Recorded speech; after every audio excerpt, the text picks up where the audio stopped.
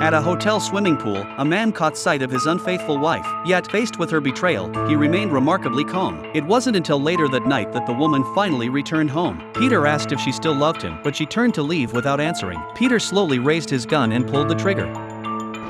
He methodically cleaned up the crime scene and waited for the police to arrive. As expected, the gardener, who had heard the gunshot, reported it to the authorities. However, Peter requested to speak privately with an officer named Alan. It turned out Alan was his wife's lover. When Alan saw the body, he immediately got into a scuffle with Peter. Hearing the commotion, other officers rushed in, and Peter was arrested. Checking the woman's condition, Alan found she still had a faint pulse, and rushed her to the hospital. Peter met Alan's eyes with a triumphant smile. The case quickly moved into the judicial process, with William taking over. That night, William received a call from a colleague. No weapon had been found at the scene. William, however, paid it little mind at the time. When the trial began, William called the gardener and the doctor to testify, but Peter seemed indifferent, even sketching in court. It wasn't until Alan took the stand that Peter struck back, publicly exposing Alan's affair with his wife. The revelation shocked everyone in the courtroom, especially William, since Alan had never told him. After the session, the judge met with Peter privately. Peter claimed to have proof of the affair, and used the opportunity to undermine all prior evidence against him. He asserted that Alan had assaulted him the night of the incident, and, fearing for his life, he had signed a confession under duress. The judge seemed convinced. William could see through Peter's scheme, but without hard evidence, he was powerless. The judge granted him 3 days to produce proof of Peter's guilt. On the final day, William still hadn't found the murder weapon. The only person who knew the truth was Peter's wife, but she remained in a coma. Though her life had been spared, the bullet lodged in her skull had yet to be removed. Even if she woke up, she would be in a vegetative state. Just as William was losing hope, Alan came to him. Alan suggested swapping the bullet casing for a new piece of evidence. It was a blatant breach of justice, but both men knew Peter was the killer. Faced with Alan's unethical proposal, William found himself torn between the integrity of the law and the truth of the case. The next morning at the office, he called his assistant in and told her, if he phoned her during the trial, she was to bring the new evidence. That day marked the final hearing. Peter immediately petitioned for acquittal on the grounds of insufficient evidence. William opened his phone, but hesitated, unable to press the call button.